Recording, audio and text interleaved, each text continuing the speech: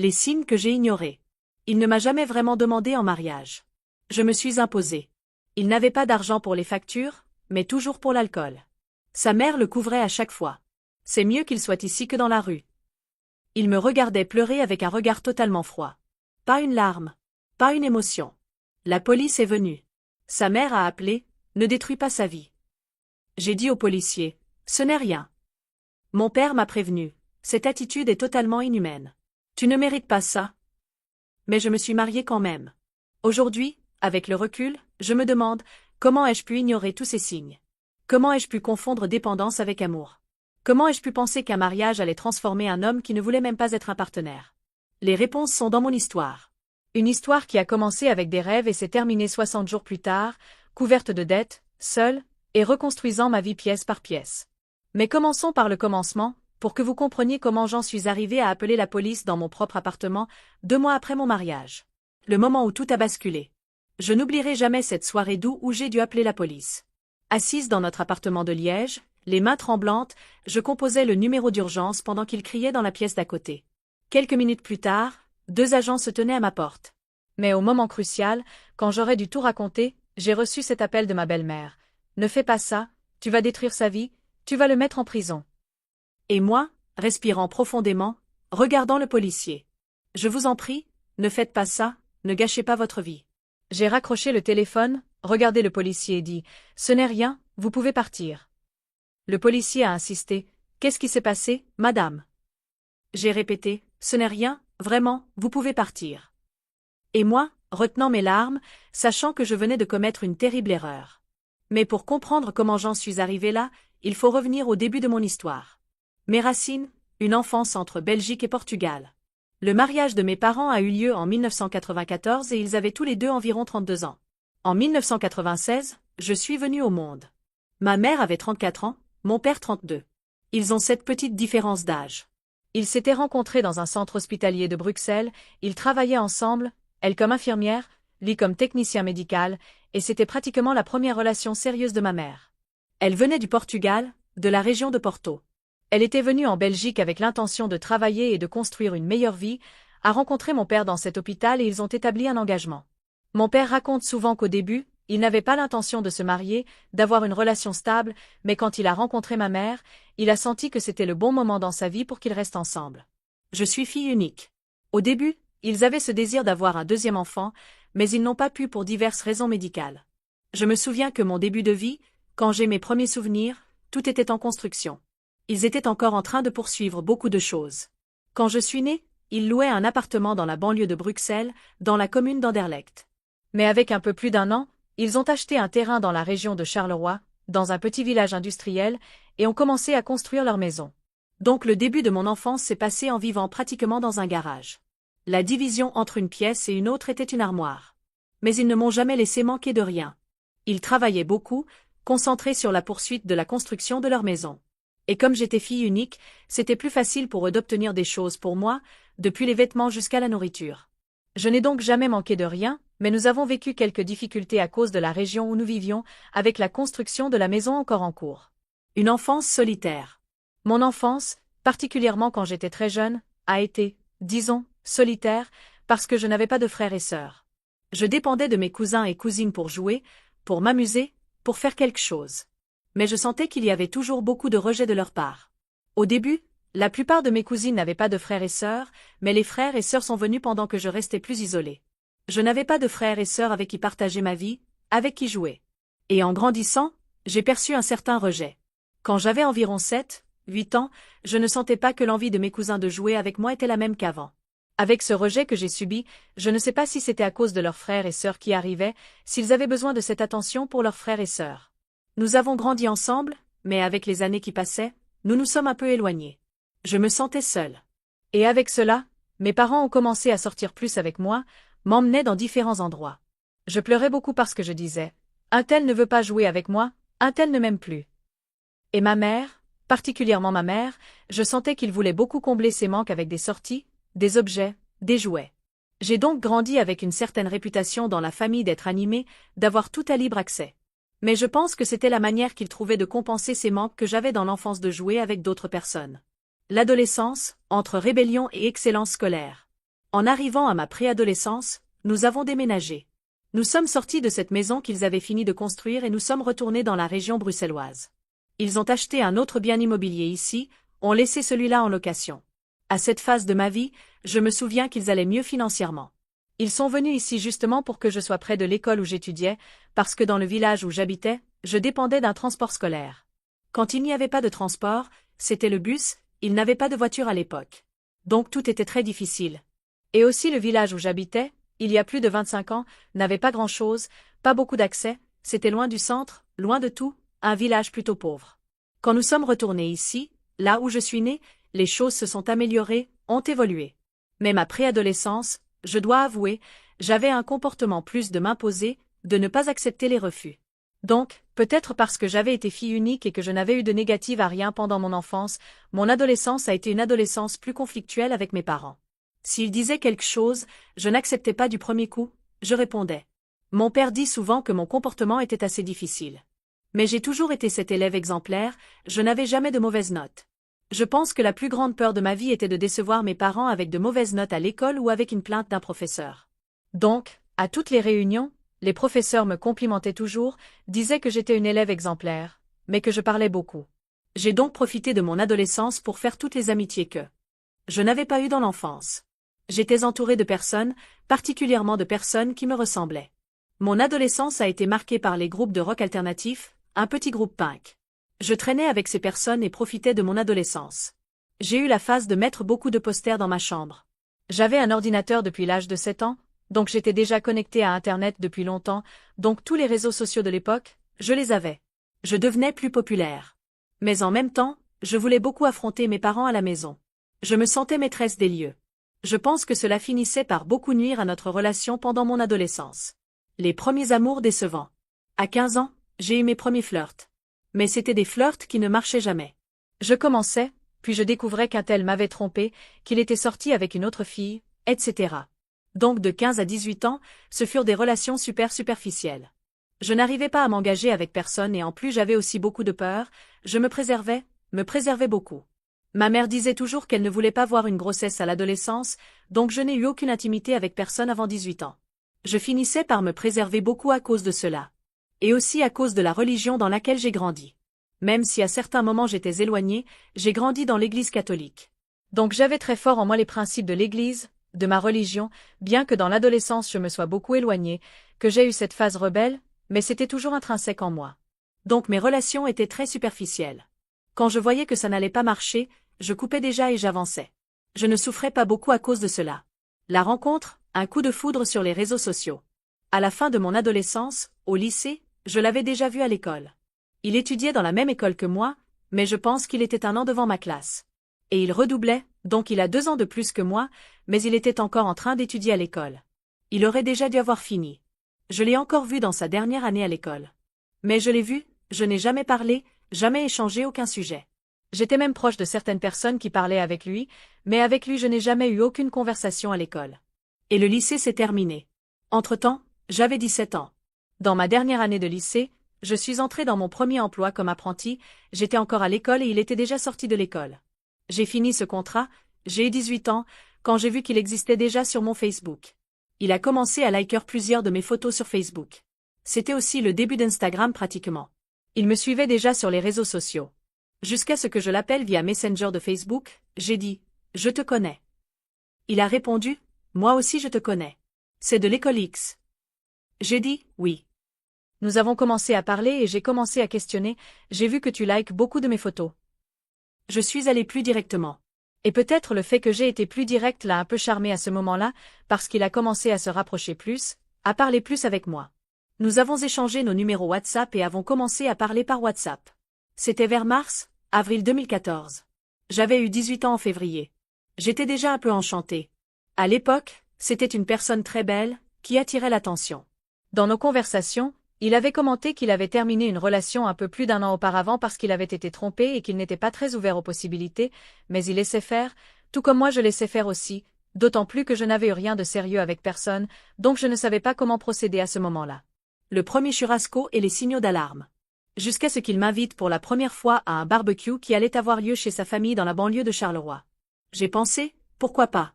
Et dans tout ça, Je savais déjà que sa famille était portugaise, comme la mienne. Je me suis donc sentie plus à l'aise. J'ai dit, qui sait, je me sentirai peut-être chez moi, parce que les habitudes de la famille portugaise, je les connais déjà. Je suis allée à ce barbecue de sa famille. Le contexte familial était mère, sœur aînée et beau-père. Ce beau-père, il vivait déjà avec depuis environ 12 ans. Et son père, d'après tout ce qu'il racontait, son père était parti de la maison quand il avait 6 ans. Il a donc grandi plus avec son beau-père, a eu plus de coexistence avec son beau-père qu'avec son propre père. Mais il avait toujours un contact proche, super proche avec la famille paternelle, avec la grand-mère, l'oncle, mais avec son propre père c'était plus distant. Je suis allée super animée, tout le monde m'a très bien reçue, mais à ce premier moment, j'ai déjà vu que sa sœur me regardait un peu de travers. Vous savez ce sixième sens féminin du type « Zut, cette fille ne m'a pas plu ». À l'époque, j'avais 18 ans, elle avait je pense 26 ans environ. Elle avait déjà une relation, était fiancée à la personne. Je savais donc que tôt ou tard elle allait sortir de la maison de sa mère, allait se marier et que je n'étais pas un grand problème à ce moment-là pour moi. Je suis allée à ce barbecue, j'ai rencontré pratiquement presque toute sa famille à ce moment-là. Il était super animé en voyant que je m'intégrais avec tout le monde. Je n'avais honte de rien, je parlais avec tous. Nous sommes sortis ensemble, mais avant cela, j'avais même oublié parce que c'était un événement qui a beaucoup marqué, mais avant cela nous étions déjà allés au cinéma, donc il y avait eu un premier baiser. Mais ce qui m'a vraiment marqué, c'était cette première fois que je suis allée chez lui, parce que c'est là que j'ai rencontré toute la famille. J'étais un peu enchantée, mais je n'étais pas sûre si c'était ce que je voulais pour ma vie, vous savez? Parce que quand sa sœur m'a regardé de travers, j'ai pensé, est-ce que ça va marcher?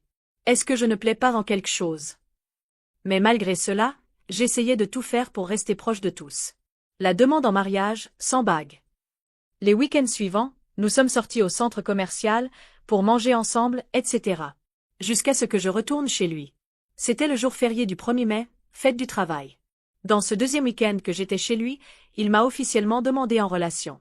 Mais j'avais dans ma tête que, je n'avais jamais eu de relation. J'avais dans ma tête que quand on était demandé en relation, ça devait déjà venir avec une bague de promesse, il n'est pas venu avec une bague de promesse. J'ai pensé, bon, d'accord, j'accepte. Et j'ai continué. Donc, à partir de là, ma routine était d'être chez lui tous les week-ends et lui venait de temps en temps chez moi. Mes parents ont accepté cette relation, mais ils étaient déjà un peu préoccupés qu'ils ne viennent pas beaucoup chez nous. Ils lançaient quelques indirects, mais n'étaient pas très clairs par rapport à cela, du genre, ok, tu es majeur, tu l'aimes bien, je ne vois rien contre, mais c'est étrange qu'il reste toujours plus chez lui et préfère que tu ailles chez lui au lieu de venir ici. Ma mère disait toujours, fais attention, pour ne pas te blesser, pour ne pas investir autant, si rapidement, si intensément, d'autant plus que c'est pratiquement ta première relation. Mais je croyais que c'était lui à cette phase déjà, parce qu'il était de la même religion que moi, donc nous allions à la messe ensemble, nous fréquentions les activités de l'église ensemble. Au début, tout était très parfait. Ces premiers mois ont donc été très bons. Le premier grand choc, le décès du beau-père. Jusqu'à ce qu'arrive le milieu de l'année et que son beau-père décède. Son beau-père est mort subitement. Il a eu un accident dans une rivière où il était allé nager avec des amis. Et il a fini par mourir. Et là, je pense souvent que c'était le premier grand choc que j'ai subi avec lui. Et j'ai perçu qu'il ne savait pas comment gérer cette situation. Je ne l'ai pas vu pleurer, il s'est tu, s'est isolé. Je pense que quand je l'ai vu pleurer, la première fois, c'était quand nous sommes allés nous coucher et que j'ai vu des larmes sortir de ses yeux. J'ai demandé, comment vas-tu? Qu'est-ce que tu ressens? Il a dit, je vais mal. Et il s'est retourné de l'autre côté. Je suis psychologue. Mais à ce moment-là, je n'étais rien. Aujourd'hui, en pensant avec la maturité que j'ai, c'est là qu'il a commencé à donner les premiers signes de froideur, de ne pas avoir de fait des réactions, des sentiments genuins, tout était un peu masqué. À ce moment-là, j'ai dû affronter avec lui et avec la famille les funérailles. Et avec cela, j'ai connu des personnes que je ne voulais pas avoir connues. L'ex-petite amie est soudainement apparue aux funérailles. Quand elle est apparue en l'embrassant. Une fille qui se dit sa meilleure amie est également apparue aux funérailles, mais il y avait une proximité, une intimité très grande et je n'ai pas vu qu'il coupait. D'accord, le moment était horrible, mais il n'avait pas le minimum de respect pour moi qui étais sa petite amie. Mais à ce moment-là, je n'ai rien dit, je n'ai rien fait, j'ai laissé la poussière retomber. Quelques jours plus tard, je suis venue vers lui et j'ai dit, « Écoute, je n'ai pas aimé ton attitude. Je comprends la douleur que tu ressentais. On ne peut pas la mesurer, d'autant plus que ton beau-père était pratiquement ton père. Mais ça ne coûtait rien que tu coupes avec ces personnes, non? J'étais là à tes côtés et je me suis senti un peu exclu de la situation. C'est moi qui étais là à te donner du soutien et tu n'as rien fait. » À ce moment-là, il a dit, « D'accord, tu as raison, Je vais couper, je ne vais plus laisser les gens avoir de la proximité avec moi. Et là, incroyablement, j'ai vu ma belle-sœur me défendre aussi. Elle a appris toute la situation, elle l'a un peu réprimandé, a dit qu'il n'aurait pas dû laisser ça arriver. Elle a aussi parlé avec cette fille qui se disait sa meilleure amie pour qu'elle ne soit plus proche parce que ça avait l'air qu'elle voulait autre chose. Le début des problèmes, jalousie et contrôle. Mais c'était le début de beaucoup de disputes, beaucoup de choses, parce que même s'il disait qu'il coupait, ces personnes de son passé étaient toujours présentes d'une manière ou d'une autre, que ce soit par message, que ce soit dans un endroit où nous étions, elle y était aussi. Je sentais donc qu'elle savait toujours ce qu'il faisait et qu'il était avec moi et qu'à n'importe quel moment j'allais voir ces personnes. Je me sentais un peu comme, est-ce qu'il est sincère avec moi? Est-ce qu'il est honnête? Et avec cela, j'avais certaines attitudes, certaines réactions de jalousie très grandes. J'ai donc découvert un côté de moi qui est même devenu possessif. Je ne me sentais pas en sécurité et il ne me donnait aucune sécurité. Jusqu'à ce qu'à la fin de 2014, nous avons rompu avant Noël. Il a rompu avec moi et il a allégué que j'étais extrêmement possessive avec lui. C'était notre première rupture. Le premier chagrin. Je n'admettais pas cela, je n'acceptais pas. Tant et si bien que dans le premier moment, en plein Noël, tournant de l'année, je me sentais horrible. Comme si un morceau de moi avait été arraché. À ce moment-là, j'étais totalement dépendante de lui. C'était ma première relation, premier engagement que j'avais eu avec la famille de quelqu'un et il m'a arraché cela. Tant et si bien que dans ce premier moment, je m'humiliais, je l'appelais, j'appelais sa mère, j'essayais de tout faire, je parlais avec ses amis, avec ses cousins et je n'avais aucun retour. Je voyais qu'il ne ressentait rien. Les fois où je suis allée vers lui pour parler, pour essayer de résoudre cette situation, il me regardait avec un regard totalement froid. Pendant que j'étais là en train de pleurer, en train de fondre en larmes, il me regardait avec un regard totalement froid. Et mon père, à ce moment-là, est venu vers moi et a dit « Cette attitude qu'il a avec toi est totalement inhumaine. Non, tu ne mérites pas ça. Je ne t'ai pas élevé pour ça. Oublie-le. » J'ai pris cela, je l'ai gardé pour moi, j'ai dit « Non, je vais essayer de suivre ma vie » et j'ai continué. C'était déjà 2015, j'avais obtenu un autre travail, je commençais ma faculté de psychologie, j'avais obtenu une bourse 100% gratuite. Ces bonheurs du quotidien effaçaient donc un peu cette douleur que je ressentais. Mais j'étais encore très mal à l'intérieur. J'ai continué ma vie, seule, sans personne, je n'arrivais pas à regarder une autre personne. La photo qui a tout changé. L'année a continué jusqu'à ce qu'arrive le milieu de l'année 2015. Je le vois sur une photo avec une autre fille. Je voyais donc qu'il avançait déjà avec cette fille. Quand j'ai vu cette photo, mon cœur a commencé à s'emballer. J'ai commencé à pleurer au milieu du travail. J'ai couru aux toilettes et j'ai commencé à pleurer, pleurer, pleurer. Quand je suis sortie, ma chef est venue vers moi et a demandé « Tu vas bien ?» J'ai dit « C'est parce qu'il s'est passé quelque chose de personnel dans ma famille, je peux partir maintenant. » Elle a dit « Oui, va résoudre, reste tranquille. » J'ai commencé à percevoir que cette nouvelle relation à lui affectait mon travail. Je suis allée à la maison, j'ai parlé à ma mère, j'ai pleuré, je pleurais à rester assise par terre désespérée. J'ai dit « Je ne crois pas qu'il soit déjà avec une autre personne, etc. » Lui qui me disait qu'il m'aimait, que j'étais la raison de sa vie. Il rompt avec moi à la fin de l'année et maintenant il est avec une autre personne, totalement révolté. À ce moment-là, j'ai pris la décision que, même si un miracle arrivait, je n'allais pas revenir avec lui. C'était dans ma tête. Les profils fake et le retour. Mais quelques semaines après avoir vu cette photo, un profil X m'ajoute sur Facebook.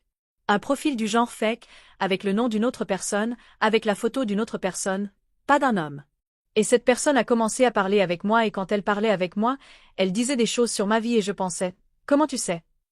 Et soudain, ce profil a commencé à se déclarer à moi par message. J'ai dit, non, ce n'est pas possible. J'ai bloqué parce que je ne savais pas qui c'était. À aucun moment je ne me doutais de qui ça pouvait être. Mais à ce moment-là, je pensais, non, il est avec une autre personne, comment va-t-il faire un profil? Il ne va pas faire ça. J'ai continué ma vie, mais je suis restée intriguée par cela, du genre, qui sera cette personne? Soudain, un autre profil apparaît. Un autre nom, une autre photo de personne, d'un homme. Qu'est-ce que j'ai fait? Moi qui étais déjà d'Internet depuis mon enfance, j'ai pris cette photo, je l'ai mise dans la recherche Google et plusieurs de ces photos sont apparues sur plusieurs sites aléatoires. J'ai dit, c'est évident que c'est un profil fake. Mais ce profil avait déjà ajouté plusieurs personnes en commun pour que je croie que c'était un profil genuine. Et cette personne est revenue en se déclarant. J'ai commencé à questionner, j'ai dit, c'est toi, un tel? Il n'a pas dit. J'ai dit, c'est toi, admets-le? Il n'a pas dit. Alors je vais emmener ça à quelqu'un qui s'est enquêté sur Internet et si je découvre que c'est toi, je vais te dénoncer pour harcèlement. Parce que ça devenait quelque chose de très constant. Tous les jours je recevais des messages. Je pense qu'il a eu peur et a pensé que j'allais vraiment mener ça plus loin. Alors qu'en réalité je ne connaissais personne qui pourrait enquêter. Il a dit, non, c'est moi. C'est moi parce que je n'en peux plus d'être loin de toi. Je t'aime encore. J'ai demandé, et une telle avec qui tu sors, elle le sait. Non, elle ne le sait pas. J'ai dit, eh bien, tu as deux voies de décision à prendre. Soit tu m'oublies une fois pour toutes et tu continues ta vie avec elle, soit je vais lui dire ce que tu es en train de faire. Il a dit, non, je vais t'oublier. Mais quelques jours plus tard, je découvre qu'il a rompu avec cette personne. Je découvre parce qu'une personne en commun que je connaissais est venue vers moi pour parler. Elle a dit, tu es au courant qu'un tel a rompu avec une telle. J'ai dit, non. Elle a dit, il a rompu. Et je suis sûre qu'il va venir te chercher. Cette personne a lâché ça, j'ai dit, d'accord. J'étais encore très blessée, mais cela a alimenté un espoir dans mon cœur. Le retour avec des promesses. Comme prévu, quelques jours plus tard, un panier de chocolat Ferrero Rocher apparaît chez mes parents. Quand j'ouvre la carte, je vois que c'était de lui. Je prends mon téléphone, je lui envoie un message, je demande, pourquoi tu m'as envoyé ça? Tu ne voulais pas rompre? Tu ne disais pas que j'étais possessive? Il a dit, je t'aime encore, etc. Donne-moi une autre chance. Je vais faire en sorte que ça marche entre nous et je vais t'apporter la sécurité que tu attendais tant de moi. Parce que mes jalousies, mes explosions, c'était justement à cause du manque de sécurité que je ressentais de sa part. Et moi, bête, j'ai accepté de revenir. Quand mon père l'a su, il n'était pas du tout content. Il a dit, ça ne va pas marcher, ce type va encore te faire beaucoup souffrir. Regarde comment il réagissait quand tu pleurais devant lui. Mais j'ai essayé, j'ai ignoré cela. Nous sommes donc revenus vers la fin de 2015. Nous sommes restés 2016, 2017, 2018, 2019 ensemble, nous avons continué. Et cette relation s'améliorait. Environ un an après être revenu avec lui, il m'a donné une bague de promesse, ce qui était quelque chose que je lui demandais toujours. Je disais, tout le monde sort ensemble, tout le monde a une bague et nous on n'en a pas. Il a acheté cette bague. La découverte de la dette.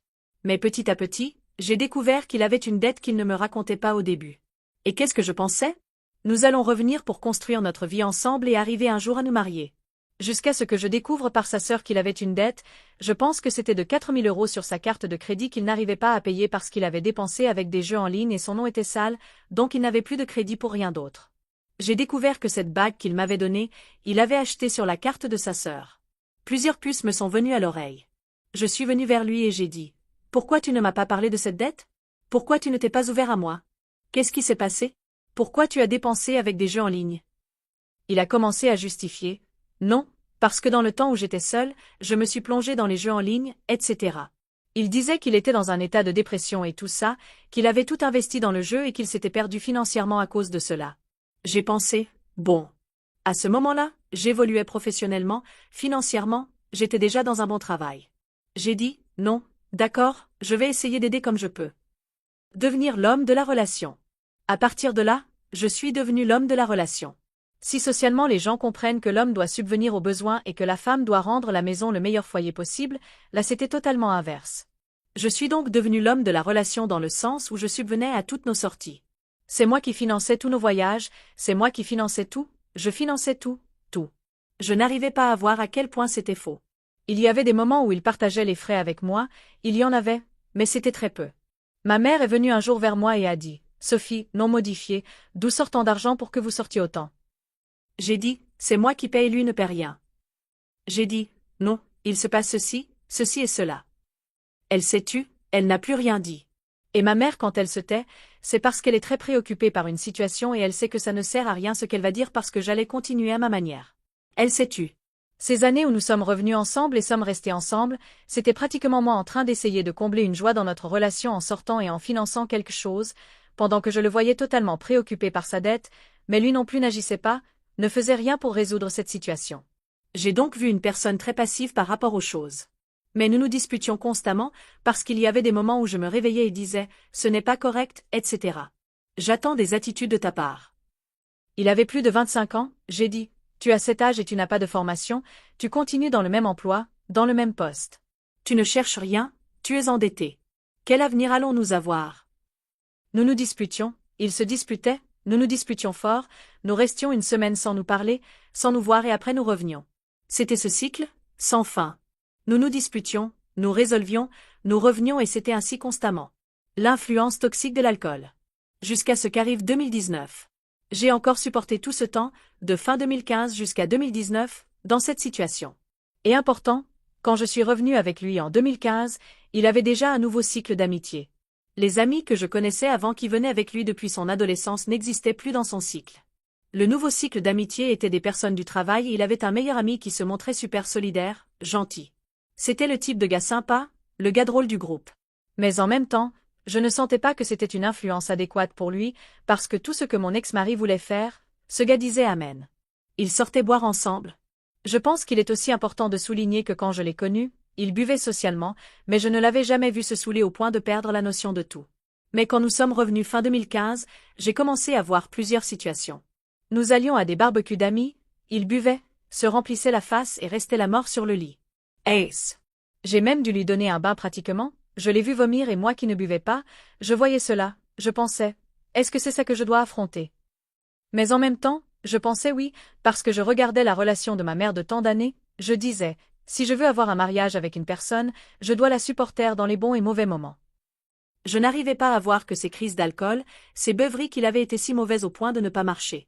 Je pensais que ça faisait partie d'une relation, d'autant plus que j'avais aussi vu sa sœur avec des scénarios similaires avec celui qui était déjà son mari.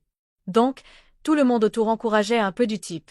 Tu es sa compagne, sa petite amie, tu dois le soutenir en tout et supporter ces situations aussi, particulièrement en pensant que tant moi que lui venions de familles portugaises qui avaient une pensée plus carrée qu'un mariage, un futur mariage devait être pour n'importe quelle situation.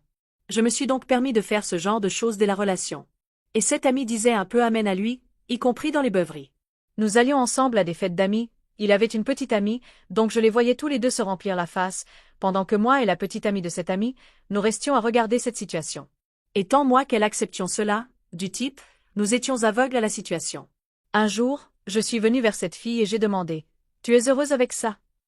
Elle a dit, « Ah, je suis complètement amoureuse. J'aime beaucoup un tel, etc. » J'ai compris cette réponse du type, « Accepte que ça fait moins mal, ils sont comme ça et ça va être comme ça. » Mais au fond, je pensais que si un jour nous nous marions, j'allais pouvoir avoir le contrôle sur cette situation, y compris sur ses amis. La deuxième rupture, tu n'es pas un homme. Mais enfin, nous sommes arrivés en 2019.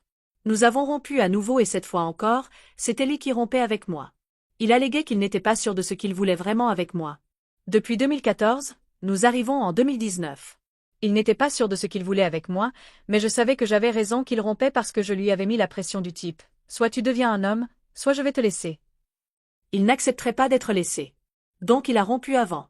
Le motif qu'il m'a donné était un, mais je savais que c'en était un autre. Et nous avons rompu. Mais à ce moment-là, je sentais déjà que cette passion, cette dépendance que j'avais de cette relation n'était pas aussi haute qu'avant. J'ai donc moins souffert. Entre-temps, je me suis permis de sortir avec les gens de la fac, je suis allée à plusieurs soirées, plusieurs petites fêtes, etc. Mais je ne sortais jamais avec personne.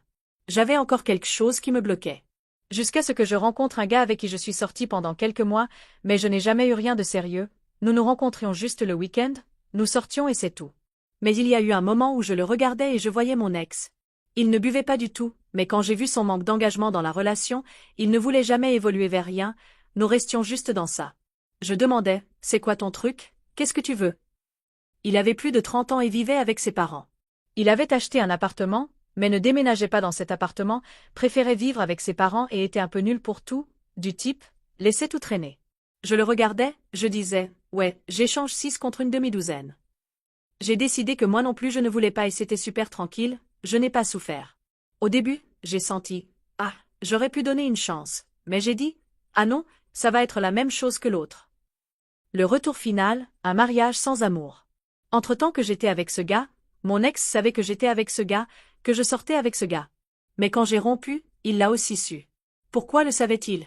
Parce que par coïncidence, le cousin de ce gars avec qui je sortais était marié avec la cousine de mon ex. Je n'ai appris cela qu'un temps après. Je savais que cette source d'information venait de ces personnes et lui est arrivé que je n'étais plus avec personne, que je ne sortais plus avec ce gars. À ce moment-là, il a profité pour me cerner. J'étais seule, j'étais sur la piste, il est revenu me cerner. Je ne sentais pas que ma vie avançait avec personne, parce qu'à chaque fois il apparaissait en me cernant, particulièrement quand il a su que je ne sortais vraiment plus avec ce gars. Une fois, il est apparu à un événement où j'étais, parce qu'il a su que j'y étais. Une fois, il a envoyé un message en demandant « Où es-tu ?» J'ai dit je suis au supermarché. Ah, j'ai besoin de parler avec toi. Dis-moi, je vais venir. J'ai dit, il s'est passé quelque chose. Lui tout désespéré. J'ai pris et je lui ai dit quel supermarché j'étais. Entre-temps, j'avais déjà ma voiture et tout. Quand j'entrais dans la voiture dans le parking, il apparaît de l'autre côté en disant « J'ai besoin de parler avec toi ». Et il monte dans la voiture aussi. J'ai dit « Qu'est-ce qui se passe? Laisse-moi tranquille. Tu ne voulais pas rompre. » Il a dit « Non, pardonne-moi encore une fois. Je t'aime. C'était une grande erreur d'avoir rompu avec toi encore. » J'ai dit « Tu as rompu parce que tu savais que j'allais rompre avec toi et tu n'as pas voulu être laissé. Ton ego a parlé plus fort. Non, ce n'est pas comme ça, etc. » Il insistait, mais à ce moment-là, je suis sortie de ma voiture et j'ai continué. Mais j'avais presque 24 ans. Et quand j'étais seule, je commençais à entrer en désespoir du type « Est-ce que je ne vais pas marcher avec personne ?» J'ai toujours eu le rêve de me marier, de constituer une famille et il est disponible pour cela. Je confesse donc que quand je suis revenue avec lui, que j'ai fini par revenir, je ne suis pas revenue avec ce sentiment d'amour, de passion. Je suis revenue avec lui parce que je sentais que c'était la seule personne qui pourrait me procurer cela. Quand j'ai raconté à mon père, j'ai vu la déception de mon père dans son regard. Du type, tu es sûr que tu vas revenir avec ce type? J'ai dit, oui, nous allons nous marier. Il t'a demandé en mariage? J'ai dit, non, mais il va demander. Nous sommes revenus. Et j'ai laissé très clair pour lui. J'ai dit, écoute, je reviens avec toi, mais cette fois c'est pour nous marier. Si ce n'est pas pour nous marier, nous n'allons pas rester ensemble. Nous avons continué. C'était déjà 2020-2021. Nous avons rompu fin 2019. En 2020, pendant la pandémie, nous n'étions pas ensemble, je sortais avec ce gars. En 2021, nous revenons. Le voyage qui a tout décidé. Au milieu de l'année 2021, j'ai fait un voyage avec mes parents au Portugal. J'ai été tant dans la région de mon père que dans la région de ma mère. Et là dans la région de mon père, mes grands-parents m'ont demandé « Et ma fille, tu sors avec quelqu'un ?» J'ai dit « Oui ». J'ai pris et j'ai dit « Je suis fiancée, mais je n'avais pas été demandée en mariage encore. » J'ai dit « Sérieux ?» Ils ont dit « Sérieux? Quand allez-vous vous marier ?» J'ai dit « Dans 2 ans, en 2023, nous nous marions. » Donc, dans ma tête, j'avais déjà la date, j'étais déjà fiancée et aucune demande n'était venue. Je suis revenue du Portugal et j'ai dit à lui « Nous allons nous marier en 2023. » Il a dit « Nous allons. » J'ai dit « Nous allons. » Donc, il n'y a pas eu de demande en mariage. Quand je suis revenue, j'organisais déjà des fiançailles, un déjeuner de fiançailles, avec tout, sans qu'il y ait eu la demande. Il s'est donc senti pressé entre-temps d'acheter une bague, de faire en sorte que ça arrive. Et pour ne pas dire qu'il n'a pas demandé, quand il m'a donné la bague de fiançailles, il a dit « Alors, tu acceptes de m'épouser ?» J'ai dit « J'accepte. » J'ai déjà pris la bague, je l'ai mise à mon doigt. Donc, quand on me demande s'il y a eu une demande en mariage. Non, il n'y en a pas eu. C'est moi qui ai tout déterminé. J'étais déjà tellement désespérée et j'avais déjà dit à mes grands-parents que j'allais me marier. Je me sentais en retard parce que je voyais mes amis déjà se marier, avoir des enfants et moi, du type, il était disponible, donc c'est avec lui que ça va être. Et je vais me résoudre avec lui, j'essaie de le réparer après le mariage. L'organisation du mariage, seul contre tout. Nous avons continué, nous nous sommes fiancés. À ces fiançailles, j'ai fait l'invitation officielle aux témoins. J'ai remis cette petite boîte de témoins, etc. Au total, il y avait 8 témoins. Et il est important de souligner cela parce qu'après le divorce, il n'y a eu pratiquement personne, mais bon. Nous avons continué à organiser le mariage, mais cette organisation venait beaucoup de mon côté, il n'y avait pratiquement rien de sa part. Je lui disais juste, j'ai besoin que tu paies ça. Il allait et payait. J'ai besoin que tu ailles à tel endroit pour essayer les vêtements. Il y allait. Ce n'était pas une organisation en commun et par conséquent l'argent venait aussi beaucoup plus de mon côté que du sien. Au début de 2022, nous décidions si nous allions vivre en location ou si nous allions essayer d'acheter quelque chose. Nous avons commencé dans plusieurs agences immobilières pour chercher un bien immobilier, pour voir s'il y avait la possibilité de financer quelque chose dans ce sens. À cette époque, j'avais un très bon salaire, j'avais un très bon score de crédit et lui avait un fonds de garantie de nombreuses années de l'entreprise où il travaillait. L'achat de l'appartement, une erreur fatale. Jusqu'à ce qu'apparaisse l'opportunité d'un appartement qui est d'ailleurs près d'ici. L'agent immobilière a fait plusieurs choses pour que nous puissions l'obtenir, etc. Elle a fait jouer ses relations, mais il fallait donner un acompte sur cet appartement.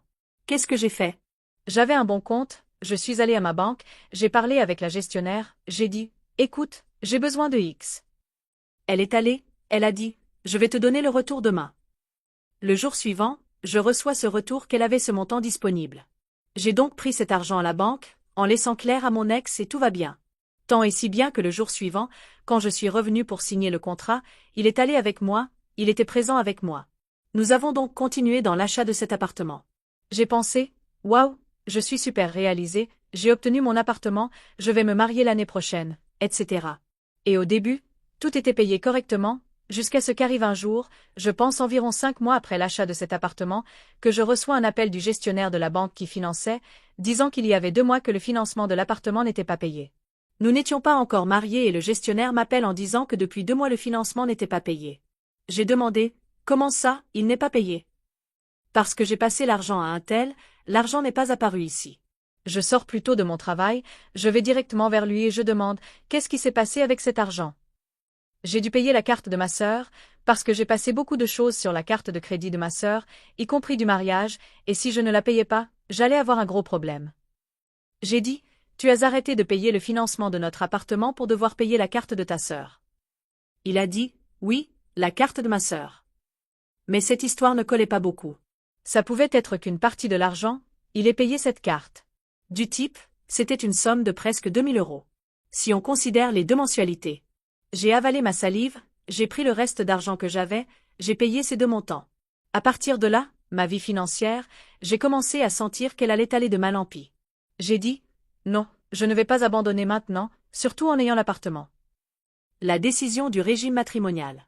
Mais ça m'a donné un déclic. J'ai dit, je ne vais pas me marier en régime de communauté réduite aux acquêts. Pourquoi? Le financement en soi n'avait été autorisé qu'au nom de lui à cause du fonds de garantie.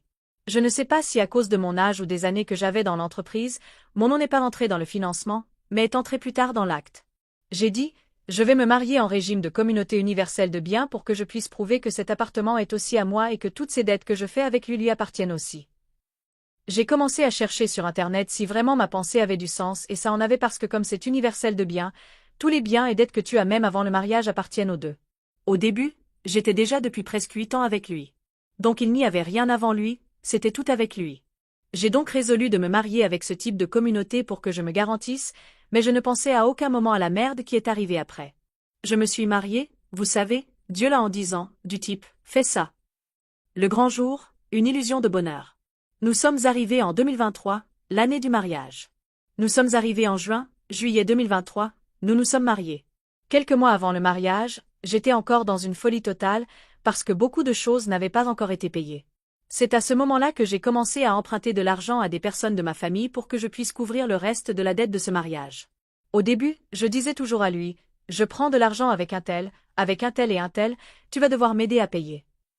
Et ma mère, en me voyant dans cette situation, a pris et a appelé lui, ma ex-belle-mère et ma ex-belle-sœur, pour déjeuner un jour chez eux et avoir une conversation sérieuse. Je pense qu'il manquait un peu plus d'un mois pour le mariage. Ma mère lui a demandé devant tout le monde, un tel, tu veux vraiment te marier avec Sophie? Je veux. Elle dit, bon. Vous ici êtes témoin, en parlant à sa mère, à sa sœur, il dit qu'il veut se marier avec elle. Elles ont dit, oui. Elle a dit, alors tout le montant restant qui manque encore de ce mariage par rapport à cet appartement, je vais le donner, mais vous deux allez vous engager à me payer. J'ai dit, d'accord, entendu, nous allons te payer. Mais à ce moment-là, je n'arrivais pas à voir la malice de ma mère, parce qu'elle voulait comprendre s'il voulait vraiment se marier et voulait mener ça en avant, parce qu'elle voyait que je me tuais à travailler, que je prenais de l'argent avec tout le monde, que je couvrais tout seul, pendant que lui ne faisait rien. Mais pour ne pas me frustrer, elle a décidé d'assumer le reste qui manquait encore. Elle a donc assumé, mais elle a pris de l'argent qui était pour des traitements qu'elle faisait de santé, de dentiste, ce qu'elle devait faire, etc. J'ai dit, d'accord, je vais payer ce montant et je vais vendre la voiture pour que ça aide. D'accord. Le mariage a eu lieu en juin. Ce jour-là, je peux dire que c'était le meilleur jour de ma vie. Je voyais donc qu'il y avait l'argent de ma famille, l'argent de mes parents, mon argent sué et un seul jour. Mais je réalisais mon rêve, parce que peu de temps après j'ai découvert que ce n'était pas son rêve. Nous n'avons pas eu de lune de miel parce que nous n'avions déjà plus d'argent pour cela. Tout l'argent que nous avons reçu en cadeau de mariage, c'était pour couvrir la dette. Nous sommes allés directement à notre appartement. Et ce jour-là, il était totalement saoul, il s'était rempli la face au mariage. Consommer le mariage n'est donc pas arrivé. Je me sentais très mal. J'avais une sensation de « et maintenant ?» Je me suis mariée, j'ai eu une grande fête et maintenant. Je n'arrivais pas à avoir une intimité avec lui, vous savez? Je le regardais, je n'arrivais pas à m'approcher de lui. Je sentais que j'avais fait quelque chose de très faux, parce que ce mariage était arrivé avec l'argent pratiquement des autres. J'avais une grande responsabilité devant moi, donc je n'arrivais pas à poser ma tête sur l'oreiller ni à avoir une vie normale de mariée avec lui, en pensant aux dettes que j'avais. Et au fond, je savais que celui qui devait affronter cela, c'était moi. Les premiers jours de mariage, la désillusion. Nous avons continué ces jours de mariés. Mais quand nous sommes revenus du congé mariage, c'était des jours bien normaux. Nous déjeunions et dînions pratiquement chez nos parents plus que chez nous. Nous sommes retournés travailler. Mais notre vie était le travail. Il arrivait à la maison, à l'heure du dîner, il ne parlait pas avec moi.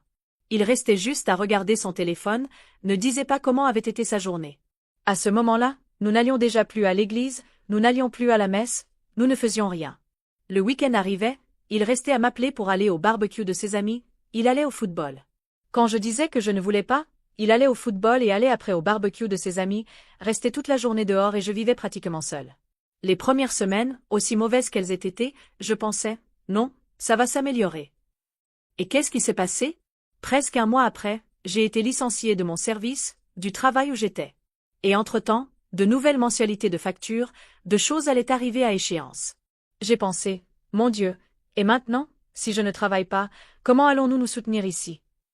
Parce que moi, sincèrement, même s'il gagnait déjà bien, même sans formation, il avait acquis de l'expérience et monté en grade. Je n'ai pas vu la couleur de cet argent. Cet argent n'entrait pas dans la maison. C'était moi qui devais aller au supermarché acheter les choses, je demandais de l'argent à lui, il disait toujours qu'il n'en avait pas. Après j'insistais beaucoup, il me passait une misère qui ne servait à rien acheter. Il disait toujours qu'il payait des choses pour sa sœur. Jusqu'à aujourd'hui, j'essaie de comprendre ce qu'il y avait tant de choses sur la carte de sa sœur, qu'il disait que c'était du mariage, mais tout ce mariage est passé sur la carte de ta sœur, parce que je demandais à lui de payer telle chose, il passait la carte, mais bon. Le licenciement, la goutte d'eau. Je ne m'arrêtais pas pour analyser tout, j'étais tellement affligée par toute cette situation que je ne laissais pas. J'ai été licenciée, mais je n'ai pas eu le courage de lui dire le jour où j'ai été licenciée. J'avais beaucoup peur de la réaction qu'il aurait, parce qu'il n'était déjà pas une personne facile. Quand je sortais avec lui, des disputes que nous avions, je voyais déjà qu'il n'était pas une personne facile. Il explosait et après me méprisait. C'était un traitement du silence. J'avais donc peur de lui dire et qu'il y ait une explosion aussi. J'ai pris mon ordinateur portable personnel que j'avais. J'ai dit à lui, « Ah, je vais travailler de la maison, mais j'ai oublié d'apporter l'ordinateur de l'entreprise, je vais utiliser le mien. » Il a dit, « D'accord. » Je suis resté ainsi encore une semaine jusqu'à ce que je prenne le courage et dise, « J'ai été licencié. » Je lui ai dit le dimanche que j'avais été licencié. « Tu as été licencié quand? » J'ai dit, « Vendredi. » Mais j'avais déjà été licencié le lundi. Et maintenant, qu'est-ce qu'on va faire? J'ai dit, « Maintenant, j'ai besoin que tu sois vraiment le pourvoyeur de cette maison et que tu assumes les factures que nous avons, particulièrement le financement de cet appartement. Je n'ai pas les moyens, je ne vais pas pouvoir payer. De la même manière que je me suis débrouillé, tu vas devoir te débrouiller aussi. Maintenant, plus que jamais, tu es un gars qui a besoin de soutenir une famille, a besoin de soutenir une maison. Tu ne vis plus avec ta mère. C'est là qu'a commencé le début de la fin, vous savez? Parce que je l'affrontais, il avait toujours une réponse prête à me donner, mais quand je disais que je n'allais plus rien faire, il se taisait. Je percevais donc que je n'allais pas avoir vraiment une attitude de sa part, parce que comment tu as plein de factures autour de toi, tout qui tombe autour de toi et tu te tais simplement. Le premier appel à la police. À la première opportunité, ce même jour où j'avais eu cette discussion avec lui, il a pris et est allé au barbecue d'un autre ami. Il n'avait donc pas d'argent pour payer les factures chez nous, mais pour dépenser avec de l'alcool et du barbecue, il en avait. Les jours suivants ont été affreux. Moi à la maison, j'ai perçu que j'entrais déjà dans un état dépressif très grand, mais malgré cela, j'étais la maîtresse de maison, je faisais à manger pour lui, du type, je ne travaille pas, mais je vais faire les choses de la maison et pour qu'il voie que je fais ma part. Donc, quand il arrivait, il avait le dîner prêt, la nourriture propre, la maison propre, tout prêt. Ce dont j'avais besoin de lui, c'était le soutien financier. Mais les week-ends suivants, les choses ont empiré. Il était à la maison, il sortait tôt pour le football et ne revenait que tard. Je pense que nous avions déjà environ 40 jours de mariage. Jusqu'à ce qu'il y ait un week-end qui a été, à Week-end X, où il est sorti le samedi matin pour jouer au football, est allé chez sa mère, où il allait y avoir un barbecue là chez sa mère, juste avec les amis du football et il n'est pas revenu à la maison. Ce week-end, je suis restée totalement seule. J'envoyais des messages et je demandais, « Où es-tu? » « Je suis chez ma mère. »« Tu ne vas pas revenir à la maison. »« Non, Je ne vais pas bien et je sais que si je reviens à la maison, tu vas commencer à te disputer avec moi parce que j'ai bu, etc. J'ai dit, tu es marié, tu dois revenir à la maison. Je ne vais pas rester ici seule. Non, je ne vais pas revenir. Cette nuit, je l'ai passée toute seule, de samedi à dimanche. Quand j'envoyais des messages à sa mère en demandant qu'elle m'aide, la réponse que j'avais était « C'est mieux qu'il soit ici que dans la rue ». Je sentais donc que je n'avais pas de soutien de lui, pas de soutien de ma belle-mère et encore moins de ma belle-sœur, parce que dans plusieurs situations, elle ne s'est pas montrée être une personne, disons agréable avec moi. Il y a eu une seule fois où elle s'est montrée me défendre, mais je pense que c'était juste pour dire qu'elle marquait sa présence, vous savez? Pour la famille de lui, c'était très bien qu'il agisse de cette manière, du type « Tu l'as connu comme ça, tu vas devoir l'accepter comme ça ». Le jour suivant, qui était dimanche, c'était l'anniversaire d'un an de sa nièce. Entre-temps, sa sœur s'était mariée, avait eu une fille. C'était le premier anniversaire d'un an de sa fille, mais c'était tombé le même jour que l'anniversaire de la fille d'une de mes cousines très proches. J'ai dit, je ne vais pas à cet anniversaire, d'autant plus qu'il n'est même pas apparu à la maison. Je me suis donc préparée le jour suivant, je suis allée à l'anniversaire de la fille de ma cousine. J'ai appris qu'il était allé à l'anniversaire de sa nièce et nous avons eu une conversation le soir. Quand je suis revenue à la maison, il était déjà à la maison. Je lui ai demandé, tu trouves ça beau? Tu bois, tu te remplis la face et tu laisses ta femme seule dans la maison sans donner aucune explication adéquate. Mais j'étais chez ma mère. J'ai dit, mais tu es mariée et tu as bu. Ta mère m'a dit que tu allais très mal. J'ai dit à lui, mais ce qui m'impressionne, c'est que ta mère ait passé la main sur ta tête. Ne parle pas de ma mère. J'ai dit, je ne parle pas de ta mère, je parle de ton attitude et de combien les gens ne voient pas combien tu te détruis et détruis ton mariage. Le week-end qui a tout changé. Le week-end suivant, je pensais que tout serait différent, ça s'est répété. C'était toujours quelque chose. Il sortait pour le football, revenait l'après-midi. Il revenait, j'étais déjà en train de dormir ou je faisais semblant de dormir.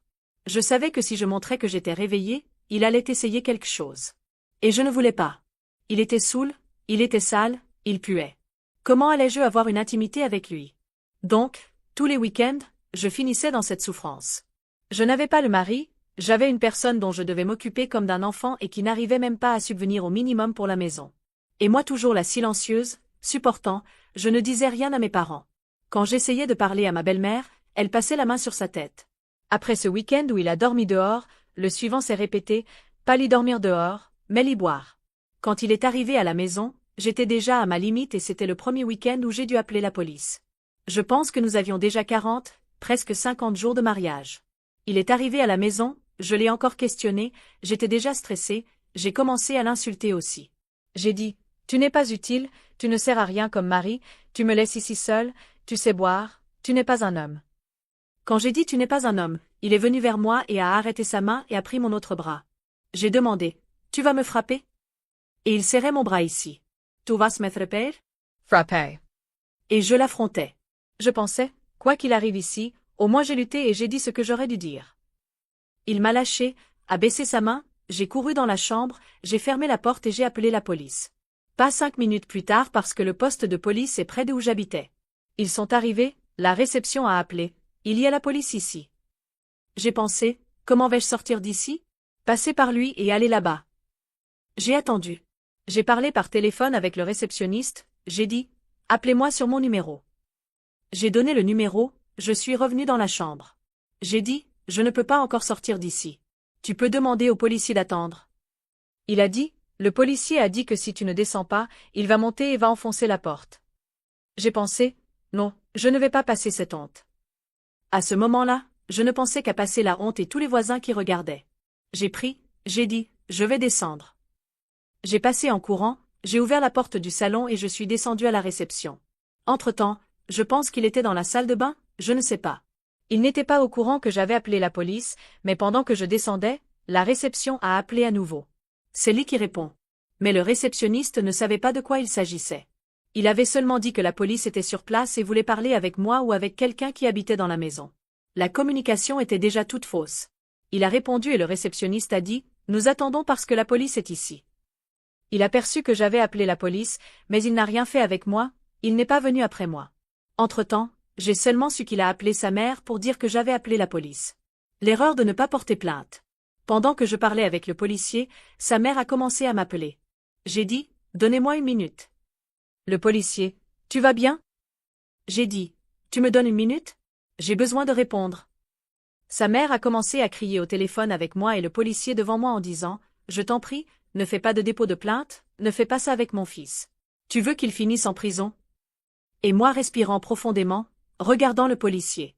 Je t'en prie, ne fais pas ça, ne gâche pas ta vie. J'ai raccroché le téléphone, j'ai regardé le policier, j'ai dit, ce n'est rien, vous pouvez partir. Le policier, qu'est-ce qui s'est passé? J'ai dit, ce n'est rien, vous pouvez partir. Et moi voulant pleurer. Il a dit, tu subis de la violence. J'ai dit, non, dis-moi.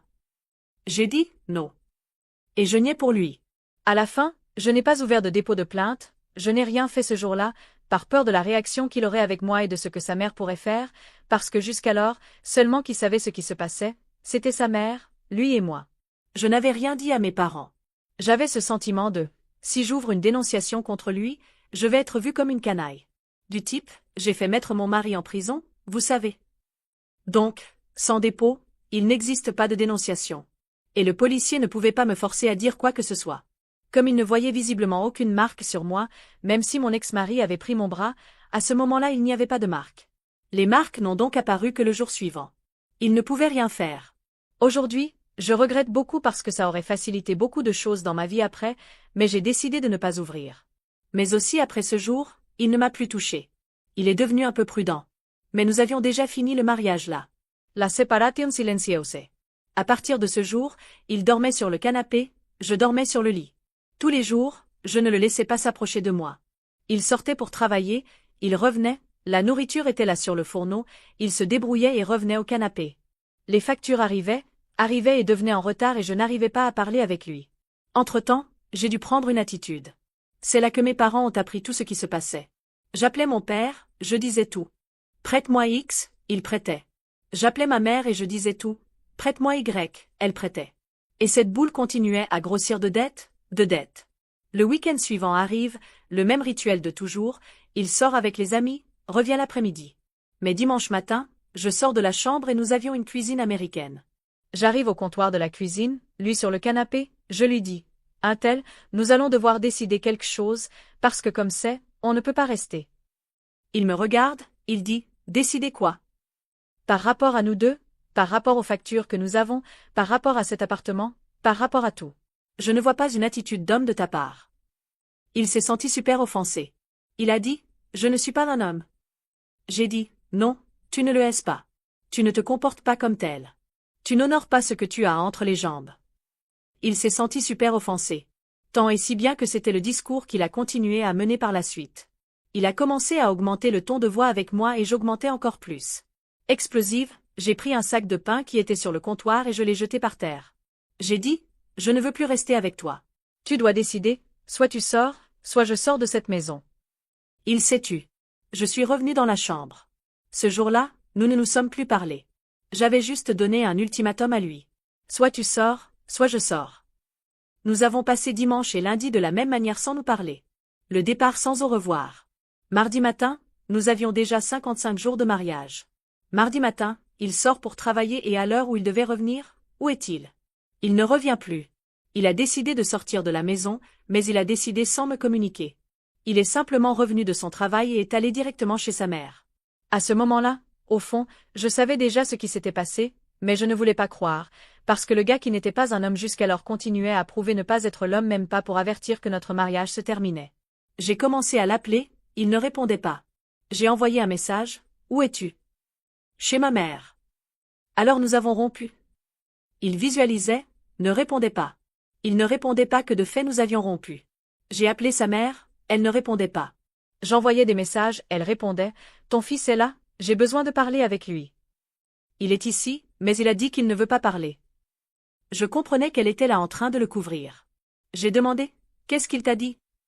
Mardi, elle n'a pas répondu. Je me suis couchée mardi avec cette angoisse, en pleurant. Mercredi matin, elle a répondu. Il m'a dit que tu lui as dit qu'il n'était pas assez homme pour toi et que tu as jeté un sac de pain sur lui. J'ai dit, quoi?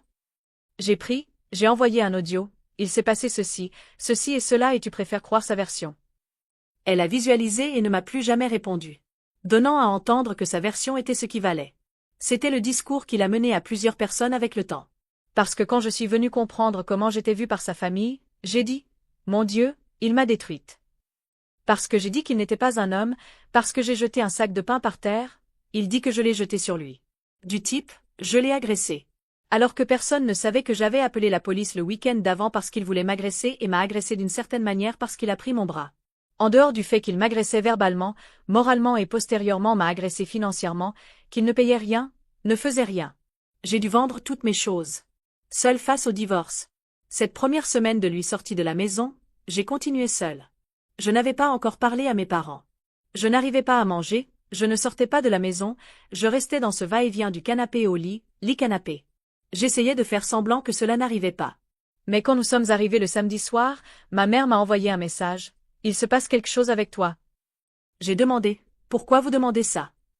Parce que je suis très angoissée, mon cœur est serré. J'ai dû parler, je l'ai appelé, j'ai tout dit. Le dimanche, je suis allée chez eux, j'ai passé la journée là. Quand je suis revenue à mon appartement, j'ouvre l'armoire, les vêtements de mon ex-mari n'étaient plus là. J'ai découvert qu'il avait passé toute la journée à observer si à un moment j'allais sortir de la maison pour pouvoir entrer et retirer ses vêtements sans me voir. À ce moment-là, le désespoir me prend, je commence à l'appeler, il ne me répond pas. J'envoie des messages, il ne répond pas. J'ai envoyé un message à sa mère et j'ai demandé, il est arrivé là avec quelque chose. C'est là qu'elle est revenue me répondre. Elle a dit, il a apporté ses vêtements. J'ai dit, mais jusqu'à maintenant, il ne m'a pas communiqué que de fait nous avons rompu. Nous avons rompu, c'est pour que j'entre avec une demande de divorce qu'il ne me parle pas. Le même traitement du silence qu'il avait avec moi à l'époque où nous sortions ensemble, il le faisait pendant la séparation. Il n'a pas eu le courage, la poitrine de dire « Je romps avec toi ». Même si le dimanche passé j'avais dit « Soit tu sors, soit je sors », je devais être communiqué. C'était une lâcheté énorme. Le gars vient ici, retire les vêtements de l'armoire, emporte tout sans me parler. Il a attendu que je sorte de la maison pour faire cela. L'avocate de la belle-sœur. J'ai appelé mes parents, dors ici aujourd'hui, tu ne vas pas bien. Je suis revenue chez eux et j'ai dormi de dimanche à lundi. Lundi, je me réveille avec un message d'une avocate. J'ai demandé, qui êtes-vous? Je suis l'avocate représentant monsieur Untel en relation à votre divorce. Par coïncidence, cette avocate était une grande amie de sa sœur. Ils organisaient donc déjà tout dans mon dos, sans que je sache rien. Ils organisaient déjà ce divorce. J'ai dit à elle, comment ça, divorce? Alors qu'il ne m'a même pas dit que nous nous séparions. Alors j'ai reçu cette sollicitation de lui et je voulais savoir quand nous pouvons parler pour avancer. J'ai dit, pourquoi je parlerai avec vous? Ah, parce qu'il m'a informé que nous allons résoudre ici par rapport à la séparation. J'ai dit, non, il vous a engagé, maintenant celle qui va avoir une avocate, c'est moi. Qu'est-ce qu'il voulait? Que je parle avec cette avocate, que je résolve là à sa manière et c'est fini. Que je ne questionne rien, que je ne résolve pas la situation des dettes, que je ne résolve pas la situation de l'appartement. J'ai dit, non, même si je souffrais, même si je dépérissais, je vais chercher une avocate et je vais résoudre cette situation.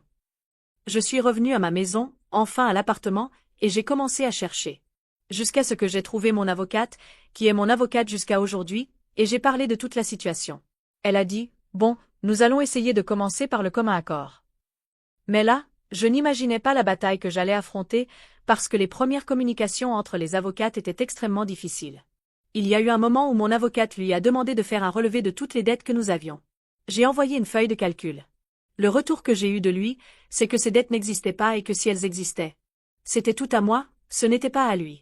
Y compris l'emprunt de la banque où il était à mes côtés quand j'ai signé le contrat. Je savais donc que j'allais affronter une grande bataille, qu'il allait se faire passer pour dissimulé, cynique, pour tout, pour ne pas avoir à assumer ses propres responsabilités. La bataille juridique commence. Entre-temps, j'étais encore seule dans la maison, je dépérissais, je ne mangeais pas. Je ne suis sortie de l'appartement que quand mes parents sont arrivés là par surprise. Mon père a dit, « Tu vas sortir de cette maison maintenant. » J'ai pris tout ce que je pouvais prendre à ce moment-là. Je n'avais déjà plus de voiture, j'avais vendu pour couvrir la dette. Nous avons commandé un Uber, nous sommes allés chez eux. Cette bataille a commencé avec moi vivant déjà avec eux, pendant que l'appartement était fermé. En même temps que je devais résoudre la question du divorce, je devais comprendre ce qui allait arriver avec l'appartement, c'était tout sur mes épaules. Et tout ce que je disais, il répliquait par l'avocate. C'était le mois de septembre. Septembre, novembre, décembre ont passé, dans ce va-et-vient d'essayer un commun accord. La seule chose qui a été résolue cette fin d'année 2023 était la question de qui allait garder quoi. J'avais donc déjà défini ce qui était à moi de l'appartement et il y avait sa partie qu'il devait retirer et qu'il n'a jamais retirée. Les choses qui étaient à moi, je les mettais déjà en carton, je les gardais, pour que dès que je pourrais, je les emporte chez mes parents. Mais nous sommes arrivés en décembre, mon avocate a dit « Écoute, j'essaie ici une date avec lui pour que vous alliez au notaire pour au moins déjà signer le divorce. Ce sera le jour X qu'il sera là pour signer, parce que son avocate avait dit qu'il serait là. Je suis allée, où est-ce qu'il est apparu? Il n'est même pas apparu pour signer le divorce qu'il avait lui-même sollicité. Il n'est pas apparu. Nous avons passé décembre et janvier sans aucune communication de lui. Même son avocate, qui était l'amie de sa sœur, essayait et n'avait pas de retour de lui. Vers le milieu de janvier, cette avocate envoie un message à mon avocate en disant qu'elle laissait tomber le cas. J'ai dit, il s'est passé quelque chose pour qu'elle laisse tomber le cas. C'était l'opportunité que mon avocate a eue d'entrer avec la demande contentieuse. Elle a dit, nous n'avons pas de retour, je vais devoir actionner en justice. Le procès, j'ai été la personne auteur du procès. Nous avons ouvert le procès, en plus de la sollicitation du divorce, du paiement de la moitié des dettes qu'il avait avec moi et aussi la division de l'appartement. L'appartement perdu. Entre-temps, il aurait pu avoir payé le financement de l'appartement, mais j'ai découvert que depuis qu'il était sorti de la maison, il ne payait déjà plus. Qu'est-ce que je pense? Il ne me l'a jamais dit explicitement, mais des rares fois où j'ai dû lui parler par message pour résoudre des questions de l'appartement, il a laissé implicite qu'il préférait perdre l'appartement, qu'il aille en vente aux enchères, plutôt que de donner la moitié à moi. Je subissais donc là une violence patrimoniale, je subissais une violence financière. Il ne se responsabilisait de rien, tout restait sur mes épaules. Entre-temps, il y avait des gens qui me réclamaient, il y avait la banque qui réclamait, il y avait mes parents qui me réclamaient. Mais de reste, mon nom était dans la bouche du peuple de tout. La mauvaise payeuse, la débitrice. Entre-temps, j'ai commencé à raconter de fait ce qui m'était arrivé à des personnes extrêmement proches. Jusqu'à ce que je décide de poster une vidéo sur TikTok pour dire ce qui s'était passé, mais je n'ai pas enregistré en parlant. C'était du type une séquence de texte en disant que je m'étais séparée avec 60 jours. Mais à ce moment-là, j'étais encore tellement blessée qu'à aucun moment je n'ai dit que la faute totale était à lui. Dans ma tête, je pensais, ah, l'influence de ceci, l'influence de cela, etc. J'étais beaucoup dans la question spirituelle plus que dans les faits survenus. La vidéo virale. J'ai posté cette vidéo, mais comme j'avais seulement des abonnés de la famille et des amis proches sur mon TikTok et que mon profil n'était pas fermé, je pensais que cela allait rester entre eux. À aucun moment, je n'ai cité son nom ni rien. Mais j'ai fait l'erreur de la première photo être une photo où il est de profil du jour du mariage. Mais cette vidéo a percé la bulle. Elle est arrivée à presque 1 million de vues. Au début, sa famille a appris, tout le monde a vu. J'ai commencé à être attaquée et j'ai commencé à recevoir sa menace qu'il allait me poursuivre parce qu'il y avait une image où il apparaissait. J'ai laissé encore un temps là, c'est quand mon avocate a dit « J'ai appris cette vidéo, je vais te recommander de cacher, parce que de fait il peut ouvrir un procès parce qu'une partie de son image apparaît. » J'ai caché et j'ai fini avec ce sujet. À ce moment-là, la vidéo qui avait été virale, dont j'aurais pu faire du citron une limonade, j'ai dû cacher, je n'ai pas effacé, mais j'ai caché. Entre-temps, le procès commençait déjà à prendre forme. C'était début de l'année suivante, 2024. Vers mars, il est apparu avec un nouvel avocat et il était resté tout ce temps disparu. Quand il est apparu, c'était déjà en réclamant par rapport à cette vidéo avec ce nouvel avocat. Enfin, la justice patrimoniale.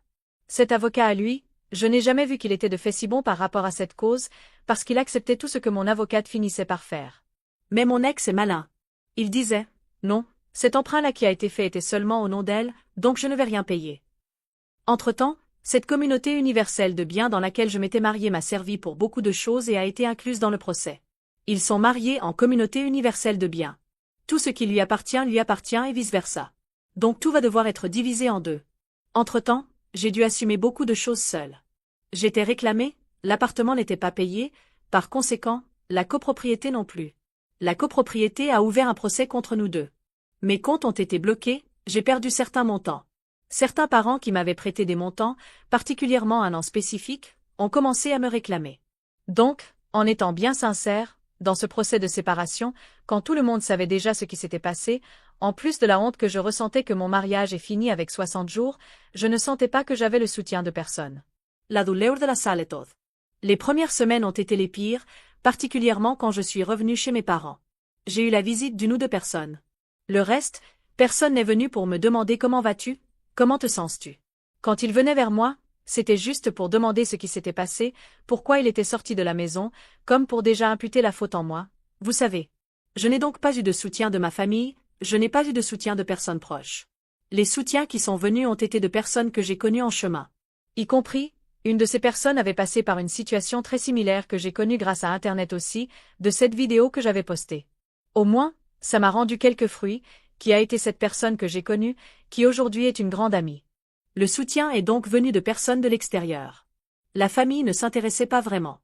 C'était juste de la curiosité. Qu'est-ce qui s'est passé? Il commençait à créer des théories, répandait des choses qui n'étaient pas vraies. Ah, son mariage a fini parce qu'elle a été trompée. Ah, son mariage a fini parce que sa belle-mère se mêlait. Son mariage a fini à cause de ceci, de cela. Il arrivait tant de versions d'une histoire qui n'était pas réelle pour moi. Comment? La personne n'a jamais eu le courage de venir vers moi pour demander comment j'allais et raconte encore des versions qui n'ont jamais existé, particulièrement de son côté, parce que comme nous avions déjà 8 ans ensemble, par conséquent, des personnes des deux familles se connaissaient. Les mensonges répandus. Il m'a détruite auprès de sa famille. Il a dit à sa famille que je l'avais insulté, que je l'avais déshonoré, que je l'avais agressé. Il a dit plein de choses, mais il n'a pas dit qu'il ne payait pas les factures, qu'il a essayé de m'agresser, que la police a été appelée pour lui, que je n'ai pas conclu la dénonciation à cause de sa mère. Il n'a pas dit qu'il était sorti de la maison lâchement, sans me communiquer. Il n'a pas dit qu'il a retiré les vêtements de l'armoire le jour où je n'étais pas là et que j'ai appris officiellement de la demande de divorce à travers une avocate qui était l'amie de sa sœur. Ça, personne n'a dit. Les réclamations venaient, il disparaissait. Mon avocate essayait de le contacter pour qu'il paie la moitié de toutes les choses. Il alléguait toujours qu'il n'avait rien. Donc le salaire qu'il gagnait, c'était pourquoi? Juste pour boire. Vendre pour payer ses dettes. Entre-temps, j'ai dû mettre en carton beaucoup de choses qui devaient lui revenir, qui étaient encore là dans l'appartement. J'ai demandé de l'aide à une de mes cousines qui était présente avec moi tout le temps, qui a été une des rares qui m'a visité, Sabrina. Elle m'a aidé en beaucoup de choses. Et c'est ma grande amie que j'ai connue, Victoire. Elles deux ont été de grandes bénédictions dans ma vie et m'ont aidé dans ce procès. Elles ont accompagné toute cette souffrance. Sabrina a vu ma situation dans la forme la plus vulnérable possible. Elle allait chez mes parents, elle me voyait détruite. Elle m'a donc beaucoup aidée. Elle a tenu à un jour aller là à l'appartement où j'habitais. Nous avons mis tout en carton dans sa voiture avec son mari. Nous avons emmené ce carton chez sa mère et je suis restée dans la voiture. Pendant que j'étais dans la voiture, au bar du coin, je l'ai vu en train de boire. Mais de l'argent pour payer les factures, il n'en avait pas. Il ne m'a donc pas vu, mais là j'ai eu la preuve de ce qu'il faisait avec son argent. J'ai vu ce qu'il faisait avec son argent. J'ai eu la certitude que tout ce temps, il dépensait avec la fête, avec l'alcool. Il ne se préoccupait pas d'être marié avec moi, de subvenir à sa maison. Il s'en fichait un peu s'il allait perdre l'appartement ou non. Pour lui, c'était mieux de perdre que de donner la moitié à moi. Par haine, par révolte, parce que j'avais dit qu'il n'était pas un homme, pour ne pas blesser son propre ego. Ah, alors qu'elle perde tout et qu'elle aille se faire voir. J'ai donc dû assumer tout seul. Le nouveau travail et le voyage à Dinan. Entre-temps, quand je suis revenue chez mes parents, j'étais encore au chômage, mais au début de l'année 2024, j'ai obtenu un travail temporaire. Tout le salaire que je recevais allait pour ces factures. Quand nous sommes arrivés en février et que j'ai eu un premier surplus, vous savez, de pouvoir respirer et ne pas voir seulement aller pour la facture. Et c'était le mois de mon anniversaire. J'ai dit, non, j'ai besoin de sortir de cette situation où je suis. J'étais très fermée là dans ma souffrance, dans mes crises de larmes. J'ai parlé avec mes parents, j'ai dit, je vais faire un aller-retour à Dinan. Même si je finis par devoir couvrir quelque chose après, mais j'ai besoin de voyager seule, parce que jusqu'alors j'étais très dépendante de lui. J'ai besoin de voir comment est le monde là-dehors sans lui. J'ai fait cet aller-retour, c'était la meilleure chose que j'ai faite dans ma vie, parce que je suis revenue avec une autre tête. J'ai dit, cette situation que j'ai à affronter, alors il va voir que je suis assez femme pour affronter. Je suis revenue, je travaillais beaucoup d'heures par jour pour avoir des heures supplémentaires, je payais beaucoup de factures, pendant que je devais aussi affronter mes factures qui de temps en temps étaient bloquées pour prendre un montant à cause de la copropriété. En parallèle au procès du divorce, j'ai dû recourir dans ce procès de la copropriété avec la même avocate, mais je payais. Des meubles planifiés de l'appartement, j'ai payé seul. Accord, le premier accord que j'ai fait avec la copropriété, j'ai payé seul. Les factures qui arrivaient de l'appartement, électricité, plein de choses, je payais seul. Et comme jusqu'alors il n'était pas allé chercher les choses qui lui revenaient, mon avocate a autorisé que je vende pour payer les factures de l'appartement. C'était quelque chose qu'il a questionné après. J'ai donc dû vendre tout là pour payer les factures de l'appartement qui lui revenaient. La rencontre avec Michel, un nouveau départ. Entre-temps, en mai, j'ai connu mon compagnon actuel. J'étais inscrite sur une application de rencontre, mais vous savez quand vous vous inscrivez sans avoir aucune prétention? Comme je commençais déjà à me lâcher plus, à parler avec cette mon amie Victoire, j'ai dit Je vais essayer. Mais cette application était une application très spécifique pour des personnes étrangères. Comme je parle anglais couramment, je pensais, ah, qui sait, je ne connais pas un étranger et j'essaie de commencer ma vie loin d'ici. Like va, like vient, je vois son profil, de mon compagnon actuel, Michel, un Français expatrié en Belgique. Il envoie un message, nous commençons à parler, nous échangeons les numéros, nous commençons à parler par WhatsApp. Notre relation, les premières prémices de la relation commencent à se développer d'une amitié, après sortir ensemble, etc. Mais j'ai pris et j'ai tout lâché là pour lui. J'ai dit, écoute, ma vie s'est passé ceci, ceci et cela, je suis encore en train d'affronter ce procès de divorce. Même ainsi, tu penses que c'est valable de rester avec moi, de continuer avec moi. Il m'a embrassé avec tous les problèmes que j'avais, y compris les financiers. Il m'a embrassé avec tout. Ma vie amoureuse recommençait donc à prendre un cours, mais ma vie financière était encore affreuse, tout en conséquence de ce mariage. J'ai dû parler avec lui quelques fois par message pour questionner, qu'est-ce que tu vas faire par rapport à l'appartement? Tu ne vas rien négocier pour qu'on essaie de payer. Non, je n'ai pas les moyens. J'étais donc beaucoup dans une dualité du type. En même temps que je ne voulais pas jeter ce poids sur Michel, j'avais besoin de me confier. Nous nous sommes rapprochés de plus en plus jusqu'à ce qu'en juin, j'avais un aller-retour prévu pour Namur. Toujours quand il restait quelque chose, ce qui était très peu, parfois je pensais, non, je vais essayer de faire quelque chose hors de la routine pour essayer de survivre à nouveau. J'ai dit à lui, j'ai cet aller-retour prévu pour une balade en montgolfière. Tu veux venir? Dieu! Mais je ne m'attendais pas à ce qu'il accepte. Il a dit, je vais. Il a contacté la fille de l'agence que je contactais, a acheté aussi et nous sommes allés. Entre-temps, nous étions déjà sortis ensemble, etc., nous sommes sortis. La demande en mariage, la vraie. Ce jour-là, il m'a demandé en mariage. Et moi, personne avec beaucoup de foi que je suis, malgré ce premier moment quand tout est arrivé, j'ai beaucoup questionné Dieu pourquoi cela arrivait. Je recommençais à me rapprocher de Dieu. J'ai questionné, est-ce cette personne que vous voulez pour ma vie? Parce que la dernière fois que je n'ai pas demandé si vraiment c'était cette personne que vous vouliez que j'épouse, ça a donné ce que ça a donné. Beaucoup de signes me montraient pour que je ne me marie pas. J'ai insisté, cette obstination d'adolescence a continué en pardonnant pour que je me marie. Ça a donné ce que ça a donné. Toutes les confirmations de vie, de ses attitudes, étaient toujours positives. Donc, pratiquement presque 90% de tout ce procès de divorce, il a été à mes côtés en m'accompagnant. Parce que nous avons commencé à sortir officiellement en juin, il y avait encore beaucoup de choses nouvelles dans le procès, pratiquement presque rien n'avait avancé, particulièrement en parlant de la justice belge. Il y a eu des moments où il a dû payer mes factures pour que je puisse couvrir des dettes par rapport à ce divorce, ce passé, l'appartement, la copropriété. Mais ma vie avait pris une nouvelle couleur, un nouveau motif de continuer à avancer. La décision finale du juge. Nous avons commencé à sortir en juin. J'étais encore civilement mariée. Entre-temps, devant avaler beaucoup de choses du procès, parce que tout ce que mon avocat essayait pour un accord des dettes avait une négative de sa part. Il n'acceptait pas. Il voulait insister que les dettes étaient seulement à moi. Mais le procès avançait, elle a obtenu quelques recours jusqu'à ce qu'en février de cette année, officiellement soit sortie une décision du juge. Donc, officiellement, je suis divorcée civilement et sa décision est que les dettes soient divisées en deux. Entre-temps, mon appartement est allé en vente aux enchères.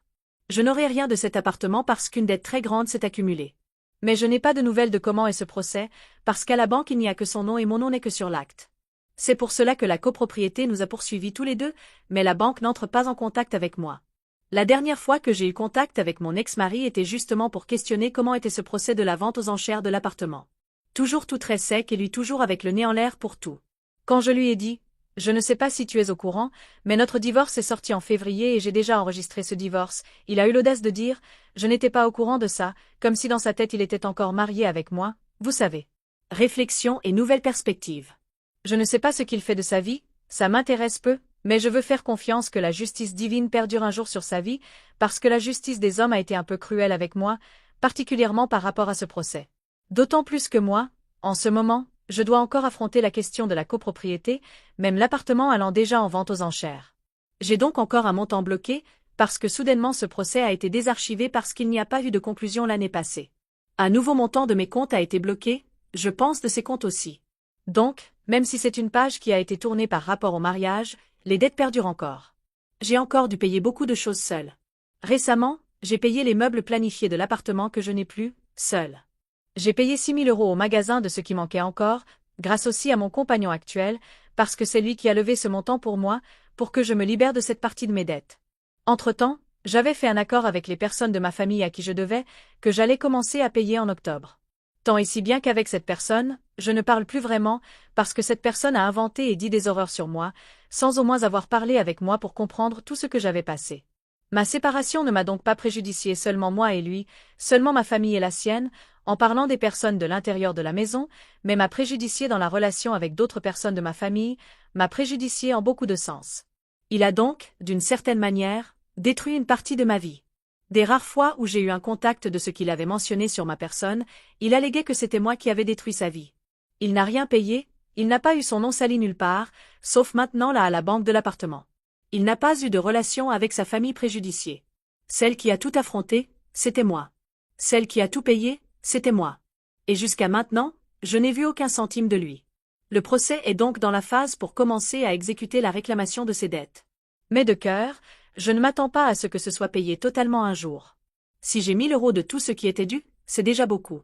J'espère qu'au moins quelque chose arrive pour que j'aie au moins la sensation que la justice a été faite d'une certaine manière. Un nouveau bonheur. Parce que c'est ce que j'ai dit, la justice des hommes a été très cruelle avec moi.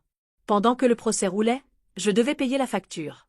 Quelqu'un a-t-il réussi à l'obliger à payer quelque chose? Non. Qu'allait-il faire? Il n'allait rien faire.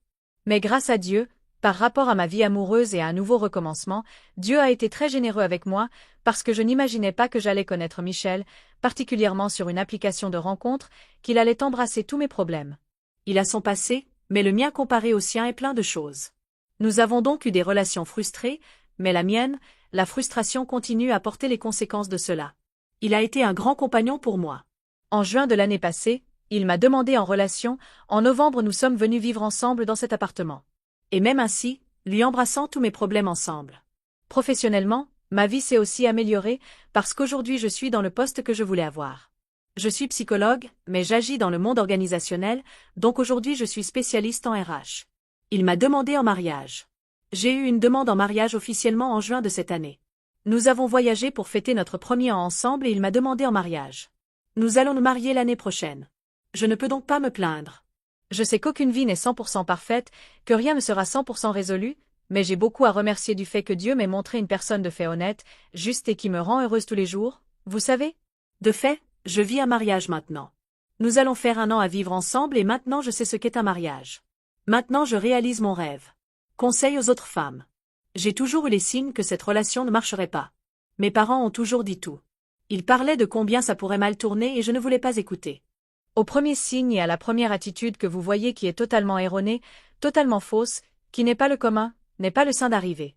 Arrêtez-vous pour écouter, ne vous permettez pas. Ne pensez pas qu'un mariage va résoudre quelque chose parce que ça ne va pas. C'est ce dicton, un bâton qui n'est tordu, meurt tordu. Je ne sais pas si à cause du contexte de vie qu'il a eu, cela a fini par beaucoup interférer dans son comportement. Froid, explosif, irresponsable. Mais ça, je voyais déjà dans la relation, mais je ne voulais pas voir. Même la manière dont il traitait sa mère était une manière totalement tordue, mais je ne voulais pas voir. Quand vous voyez que sa famille finit par couvrir pour beaucoup de choses, là ça dit « Non, je ne vais pas entrer dans cette famille, ça ne vaut pas la peine ». Une relation saine est construite par 2 personnes qui veulent faire arriver, pas seulement par une. Je suis devenu l'homme de la relation. Ne vous permettez pas cela. Je pense que toute femme mérite d'être soignée, mérite d'être aimée et mérite le meilleur émotionnellement, financièrement. Si vous êtes à côté d'une personne qui n'arrive pas à ajouter avec vous cela, je pense qu'il vaut mieux repenser vos concepts de choix, vous savez? Mieux vaut vivre seul pendant un temps jusqu'à être assez mûr pour une relation, que de se permettre à n'importe quoi. Et que même si des choses comme ça arrivent et vont continuer à arriver, malheureusement, c'est de vous permettre que de nouveaux recommencements arrivent. J'aurais très bien pu ne pas me permettre de suivre une conversation avec mon compagnon actuel, avoir pensé que je serais totalement injuste avec lui de laisser qu'il fasse partie de la situation que je vivais. Mais quand j'ai vu que, de fait, genuinement, il voulait en faire partie, j'ai laissé et ça a marché. L'avenir avec Michel. Alors j'ai essayé, elle avait déjà, comme une bonne femme se préserve, elle doit donner des indirects de ce qu'elle veut pour que vous sachiez quoi faire, mais je suis aussi un peu orgueilleux, donc j'allais faire à ma manière, même si j'avais peu de marge de manœuvre de ce que j'allais faire. Ah, mais je vais faire d'une manière qu'elle ne soit pas au contrôle, parce que comme une bonne femme aussi, elle aime être au contrôle de tout. Il y avait là des promenades, tout et tout au centre de Namur. Il y avait cette grande roue-là, ça me semble bien pour pouvoir utiliser ce truc ici. J'ai donné l'idée de faire un film en faisant une sorte de panoramique. Quand elle va là en haut, Tu fais le panoramique, tu commences de gauche à droite de son dos, tu finis la vidéo sur moi. Mais quand elle a commencé à faire, elle était de dos. Elle se tournait, se tournait, se tournait. Et j'étais là. Dans ce voyage, ça allait arriver de toute façon, quelque chose qu'elle attendait déjà et avait un peu aligné, mais il devait y avoir une surprise. Une surprise sans surprise n'a pas de grâce. Sinon, ça devient trop protocolaire. J'espère pouvoir me marier avec elle le plus tôt possible, c'est un rêve à nous de court terme. Résoudre toutes ces pendances, ces embrouilles, le temps qu'il faudra et tout, de préférence le plus tôt possible, mais sans me précipiter, je ne suis pas du genre à faire ça, je ne vais pas faire. Je vais faire de la manière la plus structurée et correcte possible et pour que ça ne me fasse pas négliger d'autres choses, arrêter de prioriser d'autres choses qui sont aussi importantes. Se marier, éventuellement obtenir un foyer à nous, vivre dans le sud de la France, ce sont nos rêves. Avoir des enfants. C'est avoir des enfants, et je ne sais pas quel est l'ordre exactement. Avoir un enfant, vivre là-bas, avoir des enfants là-bas, avoir un enfant ici, l'emmener là-bas. L'ordre exactement je ne sais pas, mais ce sont des rêves en commun que nous avons. Éventuellement, en laissant tout bien structuré, tout et tout, pouvoir voyager avec plus de tranquillité, profiter, parce que c'est une seule vie et tout. Je comprends qu'on ne peut pas rester prisonnier dans des endroits spécifiques, nous devons connaître le monde et tout, parce que je pense que c'est ça pour moi la définition d'une vie parfaite. Et avoir quelques animaux.